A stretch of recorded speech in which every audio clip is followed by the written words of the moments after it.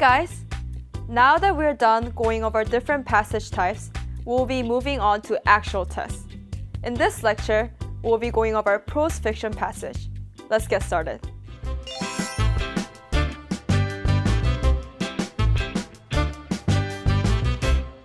You can't just stop after working on one passage.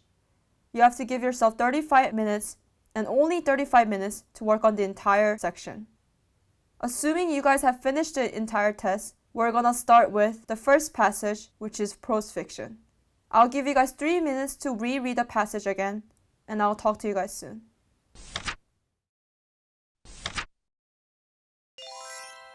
Now we're gonna summarize the passage together.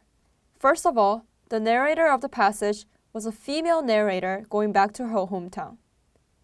And the main idea of the passage is that the narrator is reflecting upon all these changes that occurred in her hometown and compares them to how it was in the past. And the tone or the attitude of the passage was nostalgic of the past, and she's unsettled about the changes that have occurred. With that, let's move on to the questions. Question number 1. The narrator of the passage is most likely to be? Luckily, we have already discussed who the narrator of the passage is. If you recall from what we have discussed, we established that the narrator was someone that was reflecting back on the past and comparing them to the changes that have occurred. So right off the bat, we know that the correct answer will be choice D, recalling the past and contemplating on the present. Just to make sure, you can always check with the other choices. A quick way to do this is by looking at the verbs. It says a young adult traveling. Once again, we know the main idea of this passage, and it was about the narrator recalling or reflecting on the past. So it would be false to say the whole point of the passage was a person traveling. And for choice B, it says a young adult getting ready. Once again, getting ready is not the whole point of the passage. So choice B will be incorrect as well.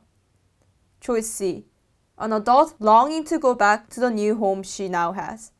Even though it is true that the adult is longing, it's not true that she wants to go back to the new home. So choice C is also incorrect. So finally, we have the correct answer, choice D. Question number 2. Which of the following is not referred to recurringly in the passage? Something that is mentioned recurringly is something that is mentioned more than once. So let's go through the list and see if we can find something that is not mentioned more than once. Let's start with our dreams. It says, I finally give up, roll over, go to sleep, and dream. So the narrator first brings up the topic of dream. And we see the word once again. Take a look at this paragraph. It says, I have slept soundly for several hours, but then the dreams start. Once again, the narrator mentions about the dreams. So it does get mentioned more than once. What about train trips?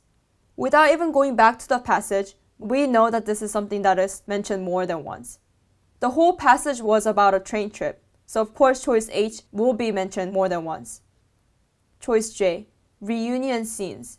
The first time the reunion scene was mentioned was when the narrator first got to her hometown. It says, the porter hands me into one of the reunion scenes. And here the narrator means someone that is greeting her. So this is the first time the reunion scene was mentioned. However, she mentions it again later in the passage. It says, I'm in a place where folks know you 10, 15, 20 years after you have left and still see your face, that of your grandfather or aunt or cousin. I know I am home. I feel safe. So in her dream, another reunion scene is introduced. Here she reunites with the old folks of her hometown. So indeed, reunion scene is mentioned more than once. But what about the photographs? Even though the photograph gets mentioned once briefly, somewhere in the passage, it does not get mentioned more than once. So for question number 2, choice F will be the correct answer. Question number 3. The first 3 paragraphs, lines 1 through 21, describe all of the following regarding the narrator, except that she is. So this is a typical detail question. So let's take a look at the answer choices, and let's use the process of elimination. Choice A, passing through various towns. If you take a look at the passage, it says, I tried to read their signs, catch their names from their water towers or grain elevators. occasionally the train stops at Portage, Winona, Red Wing. And these are the names of the towns. So the passage does describe that the narrator is passing through different towns. What about choice B? Born in Chicago. So in the passage, she does briefly mention about Chicago, but that doesn't mean that she was born in Chicago. It says, I am awake, keeping my vigil over the Midwest pastoral kingdom. Chicago, even Minneapolis, seems a long way away. So just by looking at this part, we can't assume that she was born in Chicago. It just says that it's long away. So choice B is not supported by the passage. Choice C, traveling by train. Without even going back to the passage, we know that this is true because she's on a train trip. Choice D, observing the landscape. Let's confirm with the passage. It says, the moon gives some light, and I can make out the contours of the land, see the faint reflection in the lakes and ponds we pass. So on the train, the narrator is looking out the window, and she sees the contours of the land, reflection in the lakes, and the ponds. So clearly she's looking at the landscape outside the window. So choice D is also supported by the passage. So for question number 3, the correct answer will be B. Question 4. From the passage, it can reasonably be inferred that the narrator considers her hometown has. Let's look at the part where she's thinking about her hometown. It says, late at night in my old bed, I listen to the night sounds of the house and fall asleep counting the changes that have come to my little hometown. And for the rest of the paragraph, she lists all the changes that have occurred in her hometown. But notice how she says she's counting the changes. So by looking at this part, we can kind of assume that there weren't that many changes, as is countable. If there's something a lot, it would probably be impossible to count them. With that, let's take a look at the answer choices. Choice F, improved significantly throughout the years.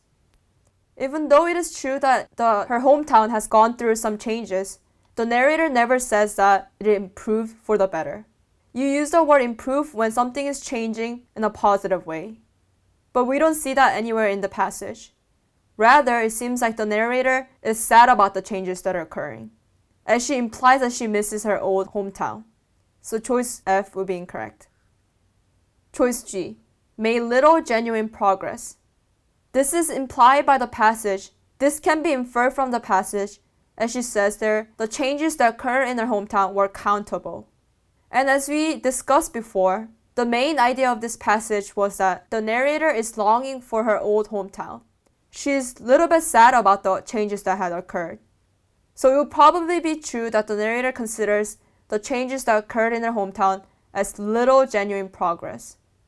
Choice H, stay the same as it was before. This is clearly false, as her hometown has gone through some changes. Choice J, a potential of being restored to how it was before. Though it is true that the narrator misses the old hometown, she never mentions about that there is a potential or possibility of being restored to the old. So choice J is not supported. So for question number 4, the correct answer is choice G. Question number 5. Based on the narrator's description, all of the following occurred in the past instead of the present in her hometown except. Let's go back to the passage. Here the first paragraph contains the information about her old hometown.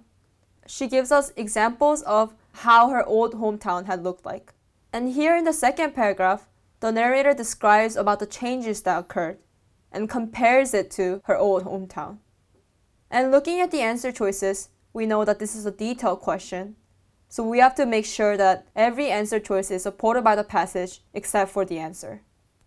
So choice A, 4-digit telephone numbers. And here in the passage we see the 4-digit telephone numbers. Since it's listed as examples in the first paragraph, which is about the past, we can cross it out. Just to remind you, the question is asking about which of the following has not occurred in the past. And choice A is contained in the paragraph regarding the past. What about choice B, football field? And searching through the second paragraph, you see the word football field. So we know that choice B is the right answer, since this is a paragraph where it talks about the changes that occur in the new hometown. But let's look at the other choices just in case. Choice C, free ice cream during Dairy Month. We see that here in the paragraph. So this will be considered as part of her old hometown. Choice D, the depot. And searching through this paragraph, you see the word the old depot. So indeed, this is from the past. So for question number 5, the correct answer will be choice B.